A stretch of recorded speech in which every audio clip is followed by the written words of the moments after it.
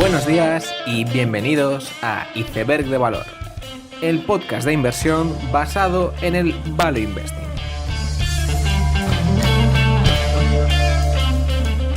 Bienvenidos los seguidores de Joel Greenblatt, bienvenidos a Iceberg de Valor. Este último mes de agosto ha sido un mes caracterizado por los resultados trimestrales, múltiples IPOs y las noticias sobre el COVID-19, por supuesto. En cuanto al COVID-19, parece que los casos mundiales se estabilizan, al igual que las muertes. Es una situación curiosa, ya que las muertes han disminuido mucho respecto a los casos, al menos en Europa, ya sea porque el virus haya mutado o que el uso de las máscaras haya provocado transmisiones de menor carga vírica. Todo eso unido a gran alarmismo, que más allá que sea fiel reflejo o no de la realidad, pues es un factor muy positivo, ese alarmismo, a la hora de parar las transmisiones. Por otro lado, como he dicho, este ha sido un mes caracterizado por nuevos S1s, ya sea porque BigCommerce salió a cotizar o ahora Unity, Asana, Palantir, American Well, Snowflake y muchas más pues publiquen S1s. En general, casi todas las empresas que van a salir a cotizar pues parecen muy relucientes, entre comillas. Por ejemplo, Snowflake va a ser la empresa de software como servicio cotizada que más ha crecido después de alcanzar 100 millones de ventas recurrentes. Si vemos el documento de Unity también, pues casi todas las cifras son espectaculares, en lo que parece que son empresas del más alto nivel posible. Quizás la que peor fama está cogiendo últimamente es Palantir, donde parece que hay un debate interesante sobre si realmente es un data y analytics business o simplemente un contractor deficitario del gobierno americano. Con todas estas IPOs, Bill Gurley volvía a escribir en un blog sobre el tema y donde sorprendentemente seguía planteando las SPACs como competencia muy real de las IPOs normales. Y es que además de esas IPOs más típicas, las SPACs también han estado proliferando en el último mes. Ahora bien, con una calidad más variada, por decirlo de forma elegante. Tarde o temprano también Bill Ackman va a hacer su adquisición, Dragoneer también ha sacado su propio vehículo público, así que muy probablemente tengamos muchos movimientos en torno al mundo de las SPACs. Una de las noticias más importantes de las últimas semanas han sido los acontecimientos relacionados con Uber y Lyft, con la regulación de California, el denominado AB5. La problemática es conocida y lleva varios años sobre la mesa. Aunque hoy en día los trabajadores de Uber son independent contractors, es decir, autónomos, hay parte de esos trabajadores que reclaman que sean contratados por la empresa y que la figura de autónomo no sea legal. Por otro lado, Uber y Lyft lo que propone es que es necesaria una tercera denominación de trabajador, es decir, un perfil intermedio entre autónomo y trabajador que a la vez les permita tener ciertos derechos como desempleo, bajas y otros, pero que a la vez habilite a esos trabajadores trabajar pues solo un par de horas a la semana o trabajar en paralelo con Lyft y Uber, etc. En este contexto, ¿qué ha ocurrido? Pues a comienzos de agosto un juez había dictaminado que el AB5 se tenía que poner en práctica y por lo tanto Uber y Lyft no podrían emplear autónomos como lo habían hecho hasta ahora. El día para que eso se pusiera en práctica era el 21 de agosto y fue ese momento cuando Uber y Lyft anuncian que eliminan completamente su servicio en California. Ante este órdago, en toda regla, el juez a última hora les da un aplazamiento del dictamen y les permite seguir como hasta ahora. Es decir, Uber y Lyft no dejaron de operar en ningún momento en California gracias a esta jugada. ¿Qué ocurre ahora? Pues el AB5 sale en un ballot, es decir, se somete a un voto popular donde se votará si Uber y Lyft pueden continuar empleando autónomos o si tienen que pivotar a un servicio estilo taxi y subir precios. Hay que tener en cuenta que lo que pasa en California es muy importante, no solo para ese estado, sino para Estados Unidos, incluso con repercusiones regulatorias a nivel mundial. Y no solo en los viajes de coche, sino que el denominado gig economy está cada vez más extendido, ya sea en el delivery de comida, compras y probablemente otros muchos modelos de negocio nuevos que vayan a surgir en el futuro. Por ahora, los viajes en coche son la cuestión más controvertida, pero en el futuro no me cabe duda de que otros modelos como delivery también se pondrán sobre la mesa. Y en este caso, dependiendo hacia dónde se incline la balanza regulatoria, pues eso marcará los márgenes y cómo de viables son los negocios de Uber o Lyft. Otra temática que me ha parecido muy interesante en las últimas semanas es lo bien que lo están haciendo ciertos retailers, y no ya digitales, sino analógicos, es decir, las tiendas físicas. Esto especialmente en Estados Unidos, donde han recobrado una vida más normal y siempre en compras de ticket bajo. Pero este es un fenómeno que se podría triangular de varias formas, ya sea pues porque las familias tienen más dinero por los estímulos y no lo están gastando en viajes, ya sea porque haya cierta demanda por comprar en tiendas o que simplemente el COVID lo que ha hecho es reducir capacidad, es decir, quitar la cantidad de tiendas que había. Pues la realidad es que hay muchos retailers normales que están reportando comparables muy buenas. Por ejemplo, Dick's Sporting Goods hace un más 20 en comparables, Dollar General más 19, Hibbett's más 22, Big Lots más 31, Big Five más 16. Todo esto se une a un auge sin precedentes en barcos, caravanas y básicamente cualquier equipamiento que implique salir al aire libre a hacer una actividad. Y bueno, casas. Aunque parezca mentira, especialmente en Estados Unidos, aunque en el resto del mundo se ve un fenómeno similar, estamos en máximos de varios años en ventas de casas y con ello aumentando el precio de la vivienda.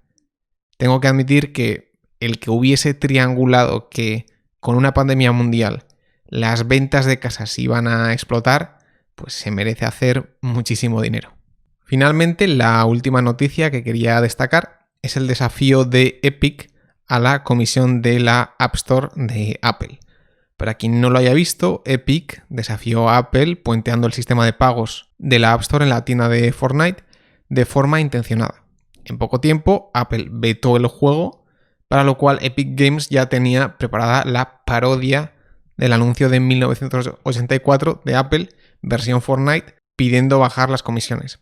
Hay que recordar que todo bien digital o suscripción digital que tenga la App Store de Apple o Google Play, pues estas compañías se llevan cerca de un 30% de las ventas, algo que ha sido motivo de quejas crecientes en los últimos años. Spotify ya escribía cartas sobre que eso constituía un abuso de poder, ya que el proveedor de la tienda puede copiar a un integrante de la misma sin enfrentarse a la comisión, suponiendo una ventaja injusta para el incumbente.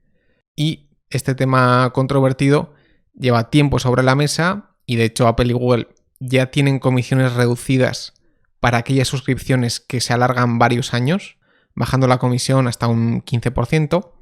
Aún así, pues las quejas de los creadores de contenido son cada vez más fuertes. La propia Match suele intentar hackear los pagos en la aplicación para redirigirte fuera y no pagar la comisión. Y en general no sería de extrañar que a 5 o 10 años vista se llega a un punto intermedio entre las tiendas digitales y los creadores de contenido. Esto evidentemente llegará directo a la línea de EBITDA de múltiples compañías que a medio o largo plazo se beneficiarán de lo que está haciendo Epic ahora.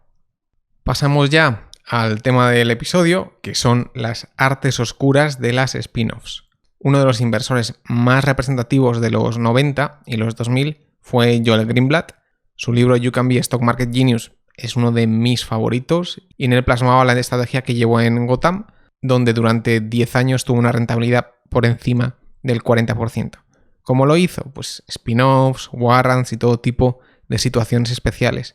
Con ello se fraguó una especie de etapa dorada de las spin-offs, donde invertir en ellas era como lanzar dardos con los ojos tapados y donde era relativamente sencillo obtener una rentabilidad alta sin hacer ningún tipo de acrobacia inversora.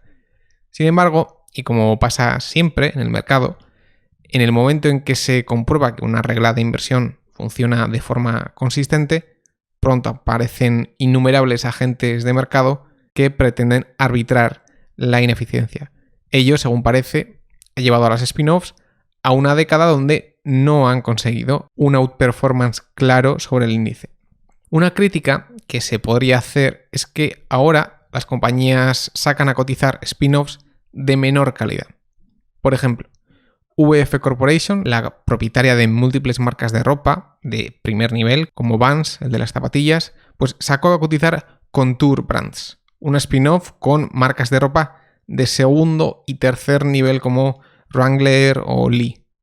Otro ejemplo podría ser Danaher, que hace poco sacó a cotizar a Envista, su división dental, que venía años arrastrando problemas y que finalmente sale a cotizar sin superar completamente esos problemas del pasado. En este contexto, la crítica podría ser: las spin-offs son de baja calidad y por lo tanto los retornos son peores que antaño. Aún así, esta crítica no es del todo cierta, ya que hay que ser muy consciente de que las spin-offs también en el pasado eran empresas de baja calidad en muchísimos casos. Y sobre esto voy a mencionar el caso que más me marcó del libro de Joel Greenblatt. Lo voy a leer porque me parece un ejemplo brutal, así que ahí va. En los 80, Marriott expandió agresivamente sus hoteles.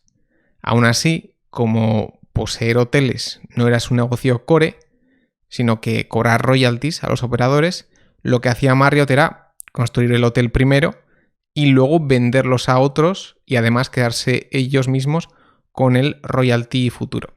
Sin embargo, en los 90 llega una crisis inmobiliaria fuerte y Marriott se encuentra con muchísimos hoteles propios que no tienen compradores y además una cuantiosa deuda. Entonces el CFO tiene la idea de hacer una spin-off. Por un lado quedaría Marriott, el negocio asset light de calidad y royalties, y por otro todo el real estate y la deuda en un spin-off que sería considerada como un residuo radiactivo por el mercado.